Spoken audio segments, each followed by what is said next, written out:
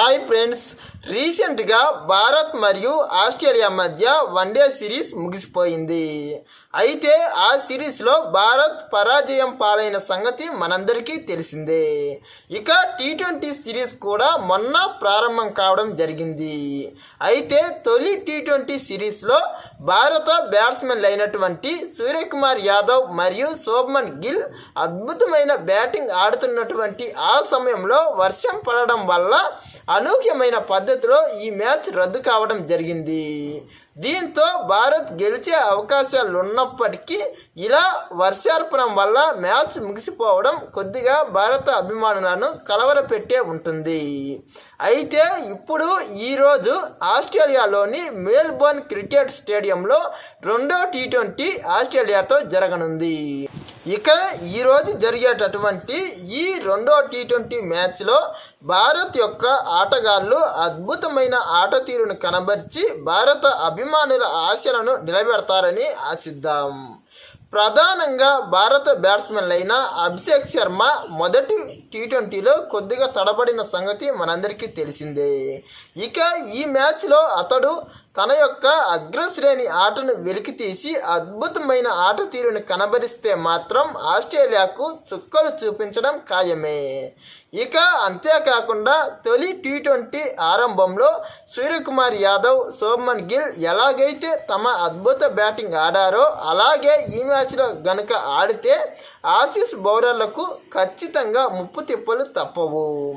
ఇక మిడిల్ ఆర్డర్లో తిలక్ వర్మ, సంజు శాంసన్లు కూడా ఒక చేయి వేస్తే ఇక భారత్ భారీ స్కోరు చేయడం ఖాయమే. అంతేకాకుండా చివర్లో అక్షర్ పటేల్, శివం దూబేలు కూడా బ్యాట్ జిలిపించాల్సిన అవసరం ఎంతైనా ఉంది. ఇక ప్రధానంగా భారత బౌలర్లు బుమ్రా మరియు హర్షిత్ రాణాలు గొప్పగా బౌలింగ్ చేయాల్సిన అవసరం ఉంది. ఎందుకంటే ఆస్ట్రేలియా యొక్క ఓపెనింగ్ జోడీ అత్యంత దుర్భేద్యంగా ఉంది. ప్రధానంగా ట్రావిస్ హెడ్ ఇప్పటికే భారత్తో జరుగుతున్నటువంటి వన్డే సిరీస్లో సరిగ్గా రాణించలేదన్న విమర్శలు ఉన్నాయి. ఇక అతడు వన్డేలో రాణించినప్పటికీ టీ20లో కూడా అతడు గొప్ప బ్యాట్స్మెనే. ఇప్పుడు ఈ టీ20లో కూడా అతడు చెలరేగే అవకాశం ఉంది. అందుకు వీలైనంత తొందరగా అతన్ని పెవిలియన్ చేర్చాల్సిన అవసరం ఈ బుమ్రా మరియు హర్షిత్ రాణాలపైనే ఉంది. ఇక మరో బ్యాట్స్మెన్ మరియు ఓపెనర్ కెప్టెన్ అయినటువంటి మిచెల్ మార్ష్ కూడా ప్రపంచంలోనే విధ్వంసక ఆటగాళ్లలో ఒకడు. అతన్ని కూడా వీలైనంత తొందరగా పెవిలియన్ చేర్చాలి. ఇక మిగతా ఆస్ట్రేలియా యువ క్రికెటర్లు అయినటువంటి జోస్ ఇంగ్లీష్, మిచెల్ ఓవెన్ మరియు కోనెలీ వంటి మిగతా ఆటగాళ్ళు కూడా ప్రమాదకరమైన వాళ్ళే.